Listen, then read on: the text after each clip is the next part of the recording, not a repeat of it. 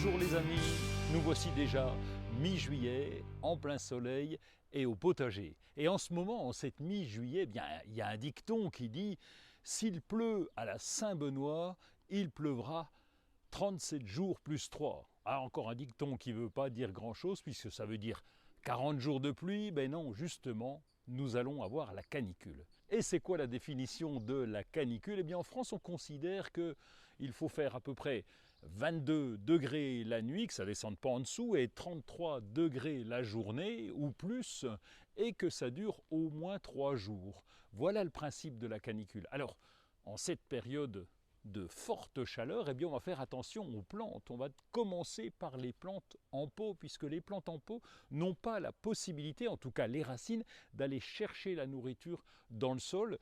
Et l'eau dans le sol, elles sont limitées par le pot. Il faut donc déjà, d'une part, anticiper avec des gros pots, et surtout surveiller l'arrosage de toutes ces plantes en pot. On va arroser plutôt le soir pour que l'eau reste bien dans le terreau. Et toutes ces plantes en contenant, on va les placer à la mi-ombre. La mi-ombre, ça veut dire pas de soleil l'après-midi, même s'il s'agit des plantes de plein soleil comme les tomates, ça fait rien. On les met à la mi-ombre, pas de soleil l'après-midi, pour limiter justement l'évaporation de l'eau. N'oubliez pas évidemment de pailler, et puis on en a déjà parlé, les holas sont aussi une bonne solution. Les tomates continuent de se développer. Alors, est-ce qu'on les taille ou pas? Grande question. Si on est dans une serre comme ici, avec une place restreinte, en particulier pour le passage, eh bien, nous allons les tailler. Sinon, à l'extérieur, vous pouvez les laisser se développer. Plus il y aura de feuilles, plus il y aura de fruits. Nous avons testé pour vous la tour hydroponique. Alors, avantage,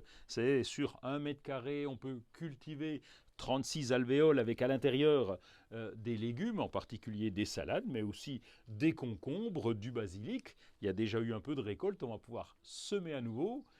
Et le goût, finalement, on ne voit pas trop la différence. Donc, c'est un outil intéressant lorsqu'on a peu de place au potager. Ça pousse dans les carrés potagers. Alors comme ils sont un peu surélevés, il y a plus de chaleur, il faut donc surveiller l'arrosage. Heureusement, nous avons paillé.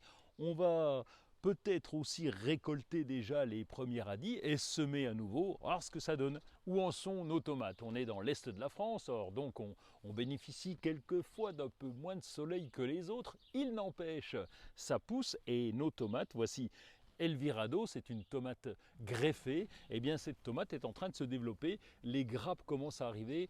On parle des salades de tomates et des coulis très bientôt. Le mois de juillet, c'est sympa aussi parce qu'on continue les récoltes. On a vu les petits fruits, les salades, c'est parti, les radis, on n'en parle pas. Et puis, les premières pommes de terre précoces, surtout si les feuillages sont abîmés avec les premières traces de mildiou. Ça peut arriver, ça dépend des coins. Pour les fruitiers, en particulier ceux de petite taille ou ceux qui sont formés en palmette par exemple, eh bien, on va tailler en verre. Tailler en verre, ça veut dire qu'on taille encore avec le feuillage. On coupe simplement les extrémités des branches, ça nous permet de réduire la hauteur d'une part et puis de favoriser la fructification.